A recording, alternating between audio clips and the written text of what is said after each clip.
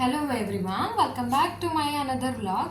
ನಾವು ಈ ವ್ಲಾಗಲ್ಲಿ ಏನು ಡಿಸ್ಕಸ್ ಮಾಡೋಣ ಅಂತ ಅಂದ್ಕೊಂಡಿದ್ದೀವಿ ಅಂತಂದರೆ, ಡೈಪರ್ ಅನ್ನೋದು ಒಳ್ಳೇದಾ ಇಲ್ಲ ಕೆಟ್ಟದಾ ಅಂತ ಹೇಳ್ಬಿಟ್ಟು.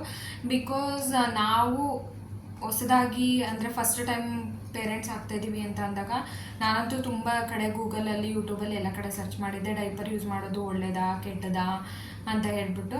ಬಿಕಾಸ್ ನಮ್ಮ ಇಂಡಿಯನ್ಸಲ್ಲಿ ಒಂದು ಮೈಂಡ್ ಸೆಟ್ಟಲ್ಲಿ ಇರುತ್ತಲ್ವ, ಡೈಪರ್ ಯೂಸ್ ಮಾಡಿದ್ರೆ ರ್ಯಾಷಸ್ ಆಗುತ್ತೆ ಮತ್ತು ಚೆಲಿಯುತ್ತೆ ಮತ್ತು ಮಕ್ಕಳಿಗೆ ಒಳ್ಳೇದಲ್ಲ, ಅದರ ಕೆಮಿಕಲ್ಸ್ ಇರುತ್ತೆ, ಈ ಥರ ಎಲ್ಲ ಮೈಂಡ್ಸೆಟ್ಟು ನಮ್ಮಲ್ಲಿರುತ್ತೆ. ಸೊ ಅದೇ ಥರ ಸೇಮ್ ಮೈಂಡ್ಸೆಟ್ಟು ನನಗಿತ್ತು. ಬಿಕಾಸ್ ನನಗೆ ಯಾರೂ ಸಜೆಷನ್ ಕೊಡೋರು ಇರಲಿಲ್ಲ, ಲೈಕ್ ಡೈಪರು ಯೂಸ್ ಮಾಡಿ ಎಕ್ಸ್ಪೀರಿಯೆನ್ಸ್ ಇರೋರು ಯಾರೂ ಇಲ್ಲಿ ಇರಲಿಲ್ಲ.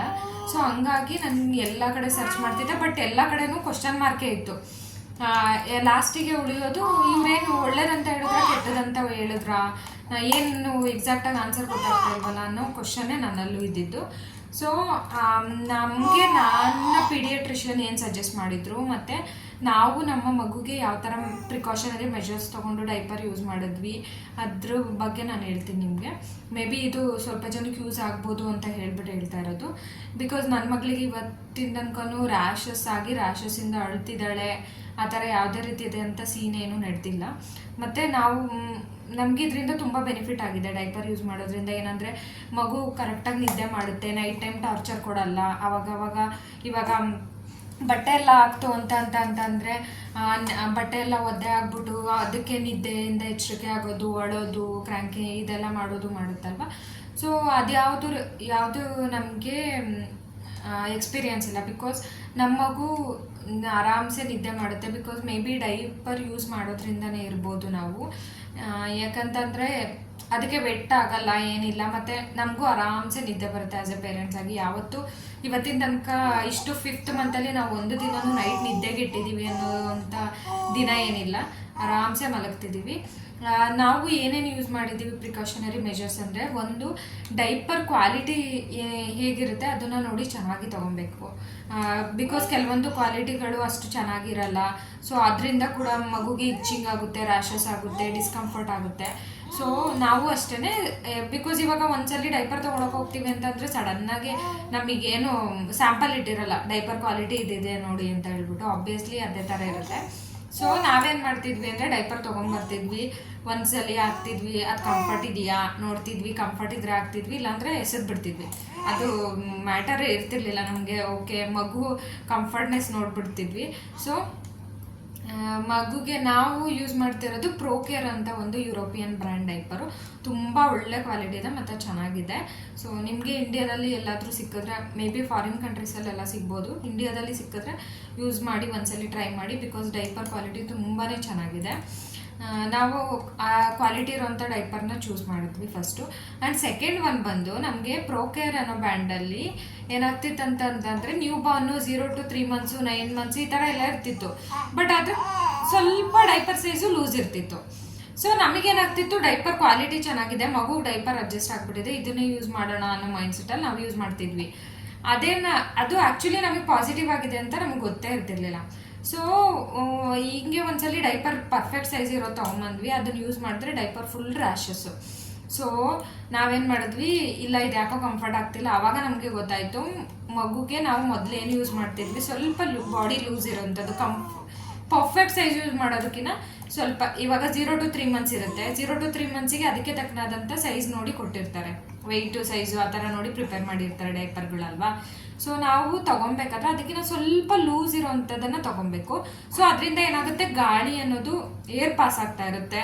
ಮತ್ತು ಏನಾಗುತ್ತೆ, ಅವ್ರ ಮೋಷನ್ಸ್ ಎಲ್ಲ ಮಾಡಿದಾಗ ಅಕಸ್ಮಾತ್ ಏನಾದರೂ ಡೈಪರ್ ಏನಾದರೂ ತುಂಬ ಜಾಸ್ತಿ ಆಯಿತು, ಆ ಥರ ಏನಾದ್ರು ಆಯಿತು ಅಂತಂದರೆ ಅದು ಬಾಡಿಗೆ ಅಟ್ಯಾಚ್ ಆಗಿ ವೆಟ್ ಆಗಲ್ಲ ಬಾಡಿ. ಸೊ ಅದರಿಂದ ವೆಟ್ನೆಸ್ಸಿಂದನೇ ಆಲ್ಮೋಸ್ಟ್ ರ್ಯಾಷಸ್ ಆಗೋದಲ್ವ.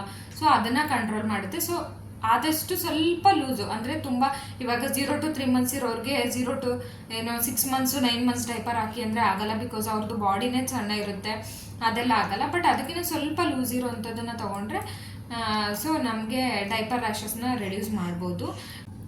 ನಮಗೆ ನಮ್ಮ ಪೀಡಿಯಾಟ್ರಿಷಿಯನ್ ಏನು ಸಜೆಸ್ಟ್ ಮಾಡಿದ್ರು ಅಂತಂದರೆ, ಪ್ರತಿ ಸಲ ಡೈಪರ್ ಯೂಸ್ ಮಾಡಬೇಕಾದ್ರೂ ಕೂಡ ಡೈಪರ್ ರ್ಯಾಶ್ ಕ್ರೀಮ್ನ ಯೂಸ್ ಮಾಡಿ, ಇಲ್ಲಾಂತಂದರೆ ಕೋಕೋನಟ್ ಆಯಿಲ್ ಬರುತ್ತಲ್ವ ಅದನ್ನು ಬೇಕಾದರೂ ಯೂಸ್ ಮಾಡಿ, ಇಲ್ಲಾಂತಂದರೆ ಬೇಬಿ ಬಾಡಿ ಮಸಾಜ್ ಆಯಿಲ್ ಬರುತ್ತಲ್ವ, ಲೈಕ್ ಜಾನ್ಸನ್ ಆಗಿರ್ಬೋದು, ಹಿಮಾಲಯನ್ ಇದೆಲ್ಲ ಬಾದಾಮಿ ಆಯಿಲೆಲ್ಲ ಅಲ್ಲ, ಜಾನ್ಸನ್ನು ಈ ಥರ ಮಸಾಜ್ ಆಯಿಲ್ ಬರುತ್ತಲ್ಲ, ಅದನ್ನು ಬೇಕಿದ್ರೂ ಅಪ್ಲೈ ಮಾಡಿಬಿಟ್ಟು ಡೈಪರ್ ಹಾಕಿ ಸೊ ರ್ಯಾಷಸ್ ಆಗಲ್ಲ ಅಂತ ಹೇಳಿದರು.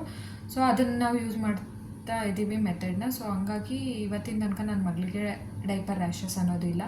ಸೊ ನಾರ್ಮಲಿ ಆಫ್ಕೋರ್ಸ್ ನಿಮ್ಗಳಿಗೆ ಮನೆಯಲ್ಲಿ ಅಜ್ಜಿ ತಾತ ಪೇರೆಂಟ್ಸ್ ಎಲ್ಲರೂ ಇತ್ತು, ತುಂಬ ಜನ ಇತ್ತು, ವಾಶ್ ಮಾಡೋ ಕೆಪಬಿಲಿಟಿ ಇದೆ ಅಂತಂದರೆ ದಯವಿಟ್ಟು ನೀವು ಬೇಕಿದ್ದರೆ ಕ್ಲಾತ್ನ ಯೂಸ್ ಮಾಡ್ಕೊಳ್ಳಿ, ಬೇಡ ಅನ್ನಲ್ಲ.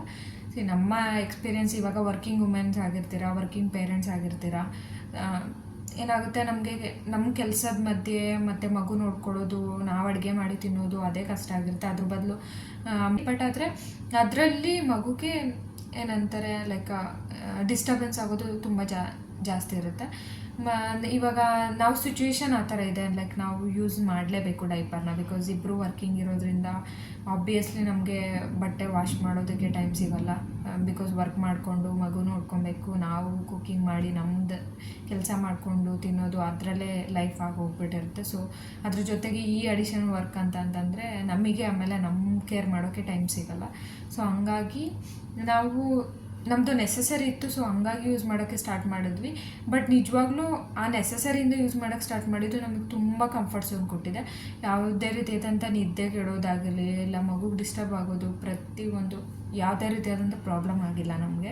ಸೊ ಅದರಿಂದ ನಾನು ಇವಾಗ ಯಾರಾದರೂ ಡೈಪರ್ ಯೂಸ್ ಮಾಡಬೇಕು, ಇಲ್ಲ ಒಳ್ಳೇದಾ ಕೆಟ್ಟದಾ ಅಂತಿದ್ರೆ ಆಬ್ವಿಯಸ್ಲಿ ನನ್ನ ಎಕ್ಸ್ಪೀರಿಯೆನ್ಸ್, ನಾನು ನನ್ನ ಮಗುಗೆ ಯೂಸ್ ಮಾಡಿರೋ ಬೇಸಿಸ್ ಮೇಲೆ ನಿಜವಾಗ್ಲೂ ಅದು ಒಳ್ಳೆಯದೇ, ಯಾವುದೇ ರೀತಿಯಾದಂಥ ಸೈಡ್ ಎಫೆಕ್ಟ್ ಆಗಲ್ಲ, ನೀವು ಆರಾಮ್ಸೆ ಯೂಸ್ ಮಾಡ್ಬೋದು.